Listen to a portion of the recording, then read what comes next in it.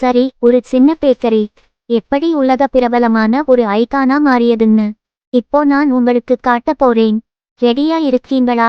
1920 பிரிட்டானியாங்கிற ஒரு சின்ன பேக்கரி இந்தியாவுல தொடங்கப்பட்டது. அப்போ மார்க்கெட் ரொம்ப கஷ்டமா இருந்துச்சு. பெரிய பெரிய பிரிட்டிஷ் கம்பெனிகள் எல்லாம் ஆக்கிரமிச்சு வச்சிருந்தாங்க.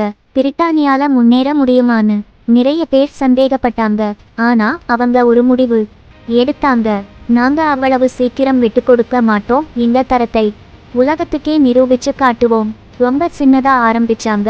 நல்ல நல்ல பொருட்களை மட்டும்தான் பயன்படுத்துவாங்க. ஆரம்ப காலம் ரொம்ப கஷ்டமாத்தான் இருந்துச்சு. ஆனா மக்கள் கவனிக்க ஆரம்பிச்சாங்க. இந்த பிஸ்கட் ரொம்ப டேஸ்டா இருக்கு, நல்லா இருக்குன்னு சொல்ல ஆரம்பிச்சாங்க. 1947 இந்தியாவுக்கு சுதந்திரம் கிடைச்ச பிறகு இந்தியாவுல தொழில் நல்லா வளர ஆரம்பிச்சுது. பிரிட்டானியாவுலையும் நிறைய பிஸ்கட் தயாரிக்க ஆரம்பிச்சாங்க. மில்க் பிக்கிஸ், மேரிகோல்ட், டைகர் எல்லாம் வீட்டுக்கு வீடு பிடிச்ச மாதிரி பிஸ்கட்டா மாறிடுச்சு. இன்னைக்கு அந்த சின்ன பேக்கரி பிரிட்டானியா 100க்கும் மேற்பட்ட நாடுகளுக்கு தன்னோட பிஸ்கட்டை அனுப்புது. சின்ன குழந்தைகள்ல இருந்து பெரியவங்க வரைக்கும் எல்லாருக்கும் பிரிட்டானியா பிஸ்கட் ரொம்ப பிடிக்கும். டீ சாப்பிடும்போது கூடவே சாப்பிடுறதுக்கு பிடிச்ச மாதிரி ஆன பிஸ்கட்டா மாறிடுச்சு. சின்னதா ஆரம்பிச்ச இவ்வளவு பெரிய வெற்றியை பாருங்க. தோல்வியை சந்தித்தாலும் மறுபடியும் மறுபடியும் முயற்சி பண்ணுங்க.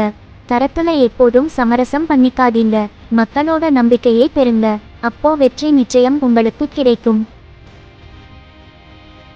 நம் ஒளிபரப்பு பிடித்திருந்தால் சப்ஸ்கிரைப் செய்து சப்போர்ட் செய்யவும்.